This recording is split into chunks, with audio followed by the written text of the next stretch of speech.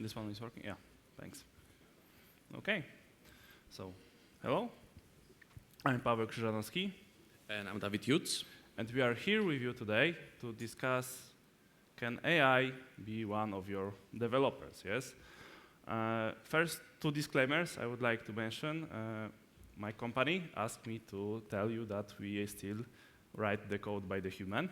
We still use developers to write the code. That's the first disclaimer. And the second disclaimer is that when we sent this topic for the call for speakers, the ChatGPT3 was not announced, the Microsoft Copilot was not announced, the BART was not there, the GitHub OpenAI was not in use, and we sent it in January. Yes, so all of this craziness, all of this madness is going very, very fast, whereas we feel like it was like ages ago, whereas it was still this year. So what we will be taking you through the journey today. We'll be taking first, give you some background, what we'll be talking. Then we'll show you two approaches, how you can write the code. We show it in the traditional way and more AI-friendly. And we will try to summarize which road is better, faster. And of course, we finish up with call to action. All right, so let's first get to know what is ChatGPT itself, right? So what is the better way to get to know that than just asking ChatGPT itself, right? So ChatGPT is an AI language model generating natural language questions and prompts, and it's also a versatile and adaptable tool with potential to revolutionize technology, and we'll talk about it later on in this presentation. Okay. And since we'll be taking you through the journey of writing block seed command, which is one of the requirements from the Datacenter OCP spec, few words about what is the block seed command. It's for security. The main usage of this is to prevent some third-party authority for taking ownership of the drive. Yes, so the main two things which the drive needs to be able to do is, first of all, be able to calculate HMAC for the provided input. A second thing is that since this prevents writing using the seed, we need to have option to skip that. Yes, so there are two basic things which drive need to be able to do. There are many more, but those two would be enough for our presentation. All right, so for the sake of this presentation, we'd like to divide developers into two groups. First group, which I will be representing for the presentation, is new trend developer, which values creativity and experiment in his work, and also leverages new, unusual tools in his work. And the second one is traditional developer. Yes, and I'll be representing the traditional development, the know-it-all. We are super efficient, we are the best, yes, we value the performance, how we like to read it, how it was very hard to write, yes, that's why it's very hard to read. So I'll be like more like traditional way, but Dawid, since he's younger, yes, he will be like going with the AI stuff. Yeah, so let's proceed with the presentation, and next section will be new development task, which consists of the first phase, which is ramp up, and the second phase, which is implementation. Okay, and since we mentioned block seed, that's taken directly from the OCP spec, security number 38, and the task for today is to write the code that supports block seed authentication command, and the assumption is that it will be done by a new team member who doesn't have a lot of 10 years experience. Yes, he's new to the team, and this is his job to do.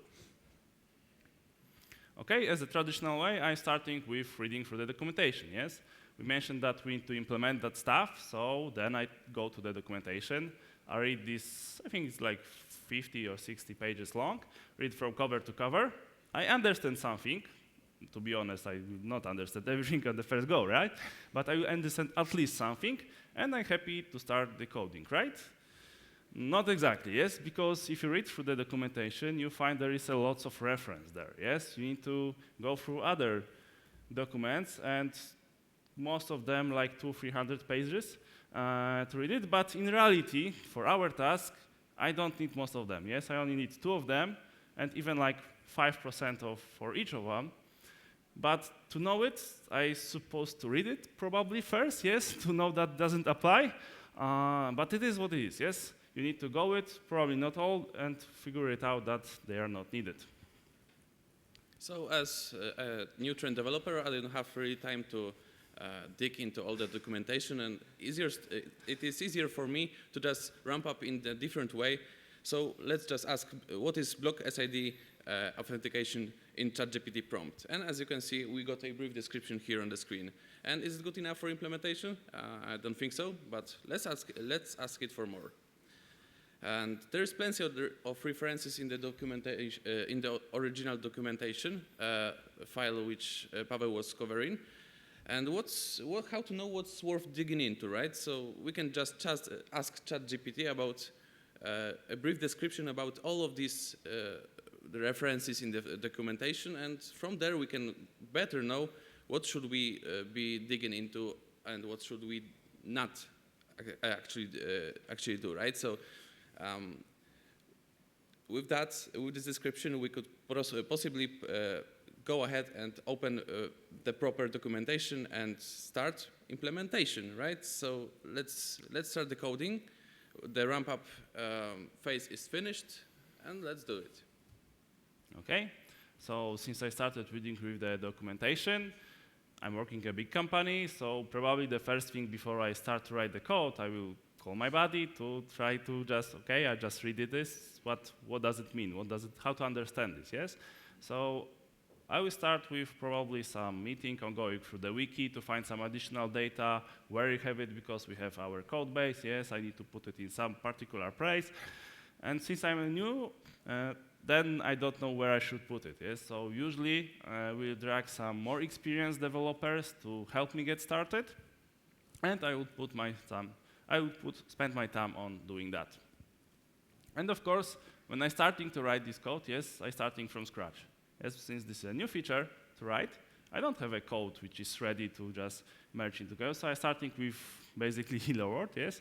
And I need to build every single line of code, because the documentation explains you how the drive should behave, but doesn't tell you how to achieve that. Yes, so it's all going from my head to the keyboard, and I need to write everything from scratch, going through this process. And when I will be going through that process, I will find some errors, yes, during the way.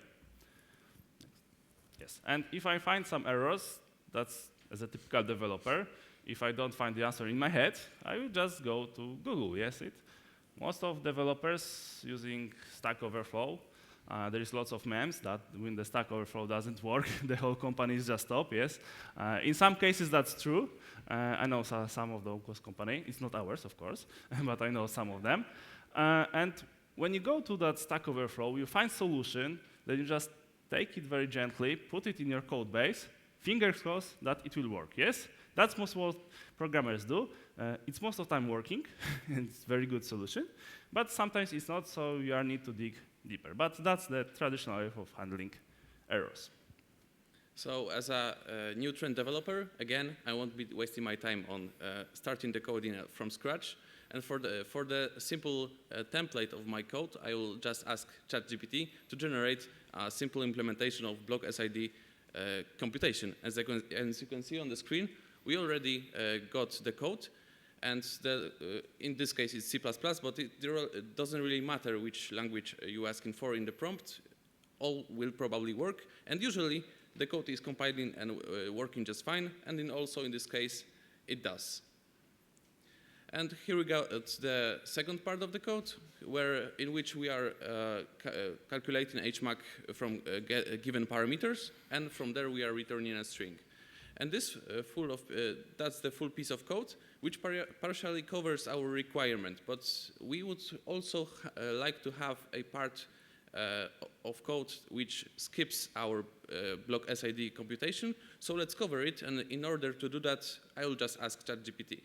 So ChatGPT just added a bit of code here in compute block SID function.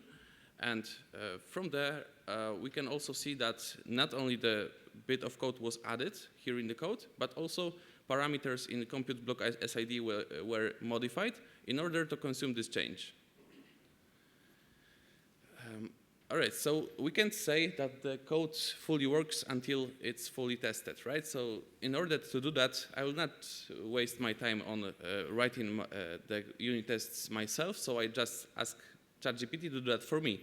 And as you can see on the screen, we have some basic unit tests which are covering parameters for our function. And the test passes. So we got this unit tests, simple implementation to cover our basic requirement in no time.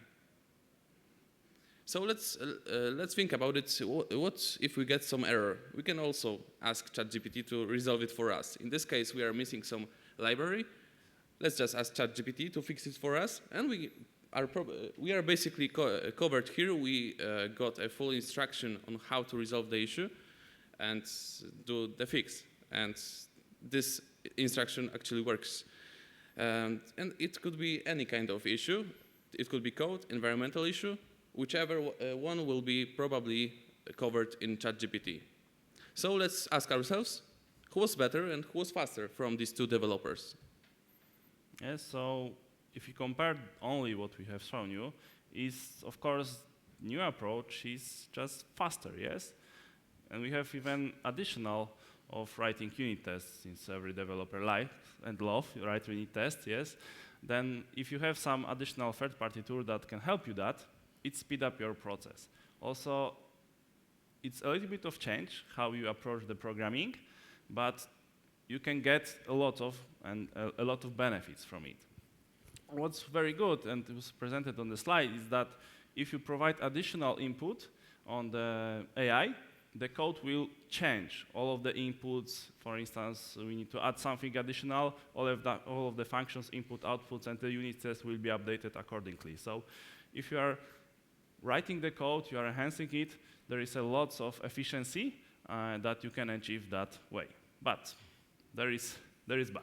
Yes, we show you only the good things that AI can produce, but as every coin, there are two sides. And when we talk about this, the other side, is that, first of all, when we started on this, I asked the very first question that since the requirement, which we show you, was security number 38, so I asked Chat, what is behind this requirement, yes? Because I didn't even want to open the specification. And the answer is, I apologize, but I'm unable to find any specific reference. Not good, but at least it's mentioned that it's recommended to refer the official OCP documentation. So we didn't get the answer which we would like to have, but at least we were informed that there is an option to do that. Whereas on the second thing is that I asked that, is it even needed to be implemented? And the answer is, no, it's not mandatory, yes. And I also checked this with the rollback mechanism for security, because in the specification is used word it must be, and according to the chat, the answer is also the same. It's not needed, yes, it's just an optional. So the issue with that is that the AI can lie you, but it can lie you with 100% of confidence. Yes, if you don't know how to distinguish the truth and the lie, you may have trouble. So let's consider another example in the code. So I would like to generate a struct for getLogPage comment from NVMe spec. In this case, it will be OCP NVMe SSD specification 2.0, log page ID C0. And the code snippet generated here on the screen looks like it's probably good. I mean, there are some comments and the variable names look just fine. Also, we have some types, and it will probably compile, right? So it looks like it's good, but in fact it's not. The data structure provided here by ChatGPT is just a mix of different fields from different log pages, and it clearly doesn't make much sense if you take a look into the specification. So this example highlights that it's important to be careful with working with specifications and ChatGPT altogether. And in this example, I would like to show you that it can be used for some other structs. Let's say, for example, here we have smart health information log page from NVMe 1.4 specification. And in this example, we got a layout of this log page, pretty much defined correctly, there are some issues here. I mean, for example, reserved field at the end of the structure contains 302 bytes, and in NVMe 1.4 it's defined as 280 bytes. I tried to correct ChatGPT in the prompts to fix that, but it was not possible. On the other hand, pretty much all of that is working in the structure. I mean, for example, we have this static assertion here at the end, and in fact, the whole structure contains 512 bytes, and it's fine. So, in my opinion, it's better to start coding with this example than starting from the scratch, because it's pretty much error-prone if you start the implementation of such a structure, because it's rewriting stuff from spec to the code, basically, and it's error-prone, right? So with that, let's think about another example. Let's validate dword0 of getLogPage command, and this example contains some checks which are actually, some of these are actually required in the specification, and with that, the new employee, which is starting with NVMe spec, could possibly learn something from this code rather than start from the scratch and waste time on reading the whole specification before starting this task. It's just saves some time for the developer. So yeah, it's also can spare some effort for in case of this particular example. Let's think about other usages here. I asked ChatGPT to fix a code flow here in the main function, and it actually found the potential flow here of an initialized pointer passed into a function. So I asked it to fix it for me, and it actually fixed it for me and allocated dynamically memory for this pointer, and it works just fine. But let's say in my repo, I would rather use statically defined memory. So I asked it to fix that for me. I would rather have it statically defined.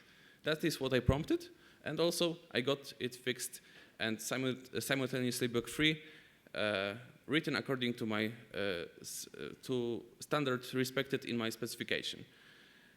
And it worked. So let's ask ourselves, what's better, what's faster, who was better, and who's faster? In our case, we show you that the answer is not so simple, yes? We show you that if AI works, it's very good to use it, but it doesn't always work. It doesn't always bug-free. Our drives need to be operating at least like 7 years in the client data center, so we cannot afford to make such many errors, and we need to write the code that is high quality. Whereas, at the same time, to write everything from the scratch by ourselves is not the most efficient way, yes? The AI can help you with the writing the code, which is very efficient. You can deliver it faster, and can help you, especially with those repetitive tasks. Yes? For instance, as Dawid mentioned, like writing something from the spec into the code. Yes? If it's like copy-paste, the AI is very intelligent, can generate what's needed there. But if there is more of abstraction needed, there is more design needed, there is more architectural stuff needed, the AI, as we speak today, is not able to do that very well. Yes? So we think that the mix, sure. I think that the mix is definitely a winner right now. Yes, that we can write the code, but use the AI to help you write this code better and faster. So let's sum up with our call to action. First of all, start using it now. Yes, there is nothing simpler than just start using it now. I don't advise you to put your whole code into the AI, because we get some information that some of the companies did it, put some of their security vulnerable code to the AI and try to optimize it. I don't advise you to do that. There is lots of debate. Is it legal to use AI to generate code? Yes, because the AI mostly copy somebody's code in the way and try to apply into your solution. Yes, it's not like starting from scratch by itself, but definitely the competition is high, and there are some companies which are already using it. Yes, so if you don't start it, you will be like behind.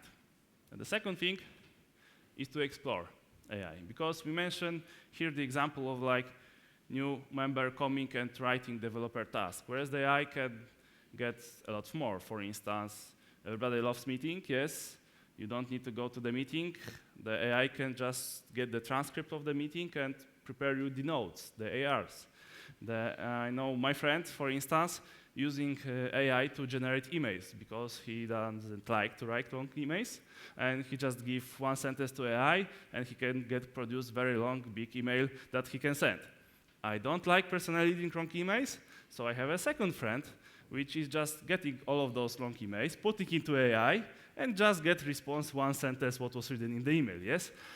So we are here in this weird scenario that everybody is exploring what is good, what is bad. So the AI is using to generate emails that nobody wants to read it, and then AI just transform it to something which is readable, yes? So definitely use it. Try to explore it because there are many areas, like for instance onboarding. I show cool videos when you can just take your wiki, pass it to the AI, and then AI will create the videos, yes, for new onboarding members to learn it. So there's lots of potential, and just use it. Okay, so that would be it for our side. Thank you for the discussion, and if you have any question, we are Thank here you to answer. Thank